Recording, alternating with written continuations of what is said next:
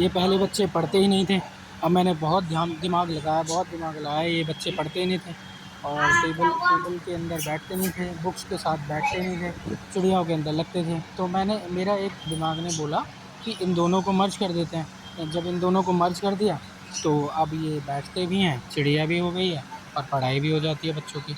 और जब बच्चों की पढ़ाई होती है तो ऑब्वियसली बच्चे आगे निकलेंगे बाद में। तो हर किसी को अगर बच्चों का देखना है तो उनका फ़न उनकी स्टडीज़ के साथ जोड़ देना चाहिए, और जब फ़न और स्टडी जुड़ती है तो उसके बाद बहुत ही अच्छे रिज़ल्ट आते हैं। और ये है मेरी डॉल वानी। वानी को चिड़ियाओं से लगाव था और हमें वानी का चाहते थे कि हम पूरे आगे तक बढ़े, पूरे अच्छे से पढ़ें और आगे चल के नाम रोशन करें। तो हमने क्या किया है, उसके लगाव को हटाए बिना, बच्चों को डाँटे बिना उनका इंटरेस्ट ऐसा बना दिया कि हमने केज टेबल बना दिया। अब केज टेबल के अंदर चिड़िया भी रहती हैं, वो पढ़ते हैं और उस टेबल से हटती नहीं हैं। अगर कुछ भी नहीं होगा तो फ़ोटोजेनिक मेमोरी से उसकी स्पेलिंग याद हो जाती है, कम से कम बुक्स खोल के रखती है और ध्यान यहाँ पे भी लगता रहता है। और धीरे-धीरे जब इंटरेस्ट ख़त्म हो जाएगा चिड़ियाओं से, तो वो सीधी-सीधी बात है वो पढ़ेगी।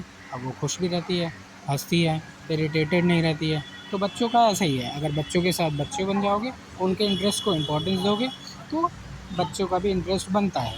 तो हमें ऐसा लगता है कि ऐसा ही लोगों को करना चाहिए। Thank you.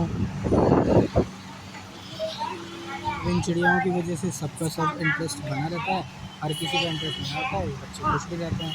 2 बच्चे हैं, दोनों आपस में पहले लड़ते थे, अब वो लड़ते नहीं हैं, अब वो आपस में दोनों एक साथ इन चिड़ियाओं का ध्यान रखते हैं और ध्यान रखते हैं तो एक दोनों बच्चों में 2 बच्चे हैं, केशव और वानी, दोनों आपस में खुश रहते हैं और दोनों मिलके इन चिड़ियाओं का ध्यान रखते हैं। इनकी मम्मी को भी टाइम मिल जाता है और मुझे भी टाइम मिल जाता है क्योंकि इनकी दुनिया हो गई है ना?